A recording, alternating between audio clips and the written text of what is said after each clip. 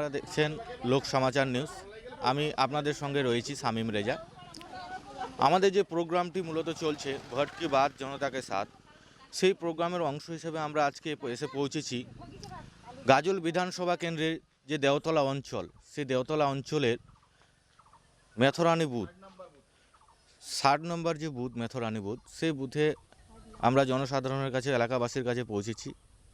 তাদের কাছে আমরা জানব মূলত তাদের কি সমস্যা রয়েছে, কি সমস্যার সমাধান হয়েছে।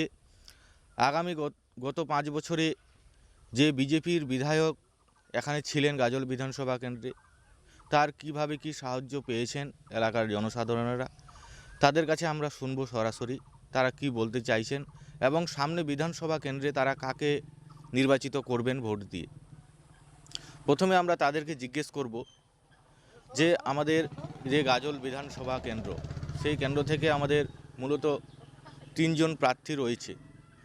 টিএমসির প্রার্থী হিসেবে মনোনীত প্রার্থী রয়েছেন প্রসেনজিৎ দাস, জাতীয় কংগ্রেস প্রার্থী রয়েছেন প্রেম চৌধুরী এবং বিজেপির প্রার্থী রয়েছেন চিন্ময় দেব বর্মন। তো আমরা তাদের কাছে প্রথমেই জানব তারা এই 3 জন প্রার্থীকে কি চেনেন কিনা। এলাকায় সামনে বিধানসভা নির্বাচন, সে নির্বাচনে আপনাদের এলাকা থেকে 3 জন প্রার্থী রয়েছেন, তাদেরকে কি আপনারা কেউ চেনেন? চিনি। কাকে চেনেন? মমতা দিদিকে। মমতা দিদি তো প্রার্থী না, ওনার যে প্রার্থী হয়ে দাঁড়িয়েছেন গাজল বিধানসভা কেন্দ্রে, কি নাম তার? প্রসেনজিৎ দাস। তো শুনতে পেলেন, তারা এই 3 জন প্রার্থীর নামে একজন প্রার্থীকে চিনলেন, সেটা হচ্ছে টিএমসির প্রার্থী প্রসেনজিৎ দাস মহাশয়। তো আমরা জানবো তাদের কাছে কি করে চিনলেন তাকে। কাজের মাধ্যমে। আপনাদের এই যে এলাকা, এই যে বুথ মেথরানি বুথের যে এলাকা, এই এলাকায় আপনাদের কি সমস্যা রয়েছে এবং কি সমস্যার সমাধান হয়েছে? মার্শাল পেয়েছি, তারপরে আলো পেয়েছি, রাস্তা হয়েছে, ঘর, লক্ষ্মী ভাণ্ডার, অনেক কিছু পেয়েছি। তো আগামী যে নির্বাচন, বিধানসভা নির্বাচন, সেই বিধানসভা নির্বাচনে আপনারা কাকে চাইছেন? মূলত আমরা প্রসেনজিৎ দাসকে চাইছি। প্রসেনজিৎ দাস কোন দলের হয়ে প্রার্থী হয়েছেন? টিএমসি দলে। তো শুনতে পেলেন আপনারা যে আগামীতে যে বিধানসভা নির্বাচন, সেই বিধানসভা নির্বাচনে এই মেথরানি বুথের 60 নম্বর যে মেথরানি বুথ, সেই মেথরানি বুথের এলাকাবাসীদের যে বক্তব্য, তারা টিএমসির যে প্রার্থী, তৃণমূলের যে প্রার্থী প্রসেনজিৎ দাস, তাকে চাইছেন। তো আমরা আরও কিছু এলাকাবাসীর কাছে জানব তাদের কি সমস্যা রয়েছে এবং কি সমস্যার সমাধান হয়েছে। বিগত যে 5 বছরে যে বিজেপির বিধায়ক ছিলেন, তিনি কি কাজ করেছেন এই এলাকার, এই বুথের আমরা জানব। গত 5 বছরে যে বিজেপির বিধায়ক ছিলেন এই গাজল বিধানসভা কেন্দ্রে, আপনারা তাকে কি চিনতেন? না, আমরা চিনি না। আচ্ছা, তো উনি কি আপনাদের এই এলাকায় কোনো রকমের কোনো কাজ? না, এখন কোনো কাজ তো করেনি, এরকম যা করেছে তৃণমূলের থেকেই করেছে। আপনাদের এলাকার কি রাস্তাঘাটের কোনো সমস্যা রয়েছে? আগে সমস্যা ছিল, কিছু কাজ হয়েছে, আবার কিছু কাজের দরকার আছে এখনো।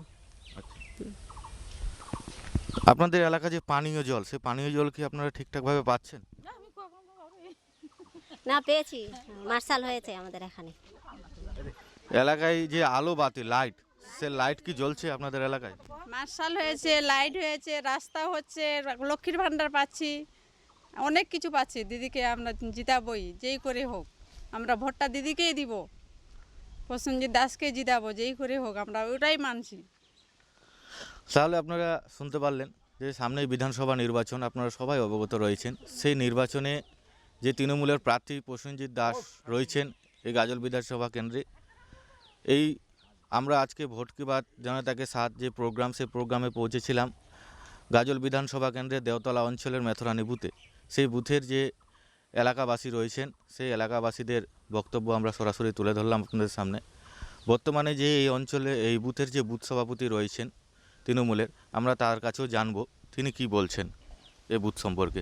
আজ আপনার যে এই বুথ, আপনাদের এই বুথের তৃণমূলের বুথ সভাপতি হিসেবে রয়েছেন, তো আপনার এই বুথে আর কি কোনো কাজের অংশ বাকি রয়েছে, বা রাস্তাঘাট, পানীয় জল, আলো বাতি, এগুলোর কি কোনো সমস্যা রয়েছে? দেখেন, আমাদের বুথটা প্রথমেই বলবো আমি, আমাদের বুথ হচ্ছে তৃণমূলের বুথ। কাজ প্রচুর হয়েছে, কিছু কাজ এখনও বাকি রয়েছে। যেমন রাস্তার আমাদের তেমন সমস্যা নেই, রাস্তা প্রায় কমপ্লিটের দিকে, দুই একটা গলি রাস্তা বাকি আছে। আমাদের মেন দরকার আছে কিছুটা গার্ডওয়ালও আমরা ইতিমধ্যে 2-3টা করেছি, আর 2-3টা মতো বাকি আছে। লাইট হয়েছে 2-3টা, জলের ব্যবস্থা যথেষ্ট আছে, রাস্তাও অ্যাভেলেবল ভালো আছে, লাইটও আছে। আমাদের এমনি দিদির যে প্রকল্প, প্রায় সমস্ত সুযোগ সুবিধাই আমার বুথের লোক পায়। এই জন্য আমার বুথের লোক দিদির প্রতি খুবই সন্তুষ্ট, এবং তারা স্বেচ্ছায় দিদির জন্য প্রচার করছেন এবং নিজের ভোটটাও দিদিকেই দিবেন।